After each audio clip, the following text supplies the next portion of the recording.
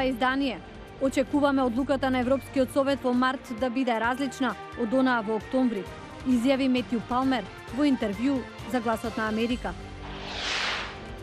Трамп најави договор од $3 милиарди за продажба на хеликоптери на Индија.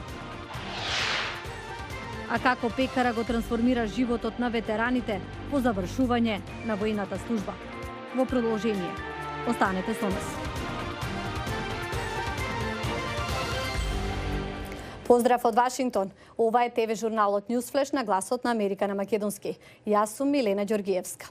Очекуваме Европскиот совет во март да се согласи да отвори пристапни преговори со Гласот на Америка. Пред тоа, кусо за посетата на Трамп во Индија и најавата за продажба на хеликоптери. Трамп ова го најави во говор пред повеќе од 100.000 луѓе во Ахмедабад, кои се собраа да ги слушнат него и индискиот премиер Нарендра Моди. Пред посетата на Индија, Трамп рече нема да биде тема на ова патување. Сепак во неговото обраќање тој вети дека двете држави ќе ги склучат едни од најголемите трговски договори, нагласувајќи дека е оптимист оти тој и Моди може да склучат одличен договор за двете страни.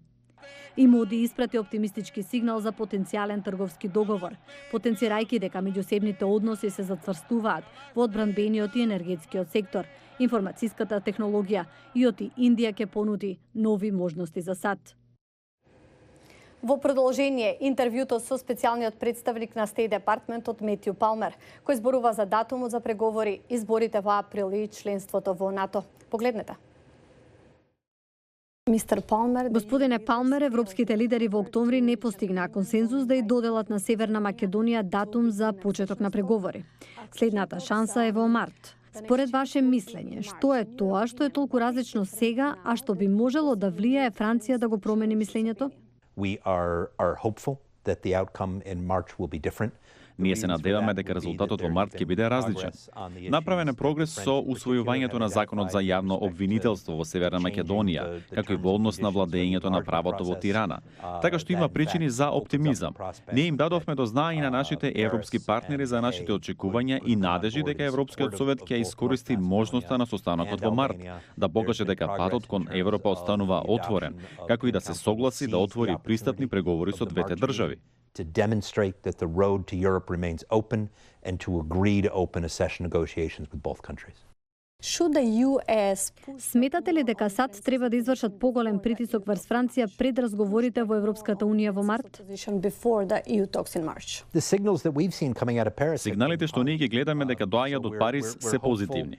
Се надеваме дека Париз ќе ја препознае стратешката предност што ние ја гледаме и оти Франција ќе биде во ситуација да ги отвори пристапните преговори за двете држави. Северна Македонија се подготвува за избори во април. Досега опозицијата главно се фокусира на преиспитување на договорот од Преспа. Дали верувате дека треба да се игра на таа карта за победа? Do you believe that could be a winning ticket for them? I don't believe so at all. Воопшто не верувам дека е. Не може да има пат кој води напред со поништување на договорот од Преспа. Неуспехот да се продолжи напред со исполнување на договорот ќе ја стави Северна Македонија во неповолна состојба. Сигурно дека постојат и сигнали дека ова ќе создаде проблеми за Северна Македонија на нејзиниот европски пат и сигнали дека ќе се создаде отпор за Северна Македонија и во контекст на НАТО.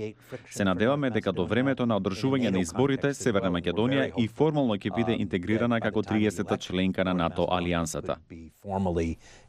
As the 30th member of the North Atlantic Treaty Organization. За крај, господине Палмер, Северна Македонија наскоро се очекува да стане 30-та членка на НАТО.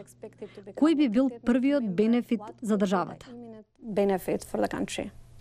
Well, I think NATO membership really does a lot to help ensure security. Членството во НАТО ќе помогне да се осигура безбедност. Сведоци сме дека во минатото имало директни странски инвестиции откако државата станала членка на НАТО алијансата. Се надевам дека ќе има брз, директен економски бенефит и за Северна Македонија. Исто така се отвораат и можности лидерите на Северна Македонија да учествуваат како полноправни и еднакви членови на алијансата во дебатите за европската безбедност. Северна Македонија ќе има можност да ги унапреди интересите на државата во НАТО и ЕУ контекст. Advance the country's interests in a NATO context as well as an EU context. Thank you so much. Thank you for having me on your show today. Grateful for the opportunity. Целото интервју може да го најдете на нашата веб страница. А следно, за падот на економскиот раст во Индија и последиците од тоа. Десетти илјади мигрантски работници го населија Гургурам изминатите 15 години. Се изградија луксузни канцеларии, високи згради и трговски центри, кои го претворија ова заспано село во бизнис кварт. За многумина првата станица беше оваа раскршница, каде работниците чекаат некој да ги ангажира. Кога прв пат дојдов тука, убаво заработував. Работата одеше добро. Тоа драматично е променето од лани, со застојот во градежниот сектор. Нема работа. Околу 1000 од нас доаѓаме тука секој ден, но побарувачката е само за 30 или за 40. Ова е голем удар за многумина. 5000 में रूम ले है, राशन पानी रोज आने है. Мора да платам $70 кирија и да купам храна. Ако не заработам, не можам да ги покрием трошоците. Меѓутоа, кризата не ги погоди само ниско платените работници. За време на економскиот раст, средната класа граѓани инвестирале во идни проекти за домување, кои сега се стопирани. Инвеститорите губат пари. Алпана Маджумдар платила речиси $50,000 американски долари за стан, кој требало да биде завршен пред 5 години, а се уште не е готов. Денес граѓаните трошат помалку. Собствениците на продавниците пријавуваат пат на продажбата, а автомобилската индустрија се соочува со најниска побарувачка изминатите 20 години. Намалениот извоз е исто така проблем, зашто принуди многу фабрики да отпуштат работници. Никаде нема вработувања. Економистите велат дека падот е најголем досега. Намалена е побарувачката од надворешниот сектор, од приватниот сектор и од домувањето. Стагнацијата е во економски сегменти. Владата најави иницијативи за поддршка на градежниот сектор и на извозот, но оправувањето е бавен процес. Овие луѓе може уште долго да чекаат работа на оваа раскрсница. А како пекара им помага на ветерани по завршување на службата? Аншин Ли ја има приказната. Пекарницата Dog Tag Bakery е празник за очи и за стомак, преполна е со пити и сладки. Но тоа не е обична пекара. Оваа продавница има специјална мисија. Ова е всушност бизнес школа за ветераните со хендикеп поврзан со служењето во армијата, за брачните партнери на војните лица, за оние кои се грижат за нив, да го сватат малото стопанство. Така за 5 месеци 4 дена неделно, овие луѓе учествуваат во 6-часовна настава секоја недела. Програмата бара студентите да земат 7 курсеви што се предаваат на Универзитетот Джорджтаун.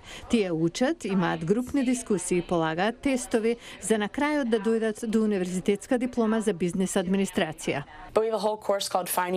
Имаме курс што се вика Најдете го својот глас, што е посветување време за навистина да видите кои сте и кои се вашите вредности.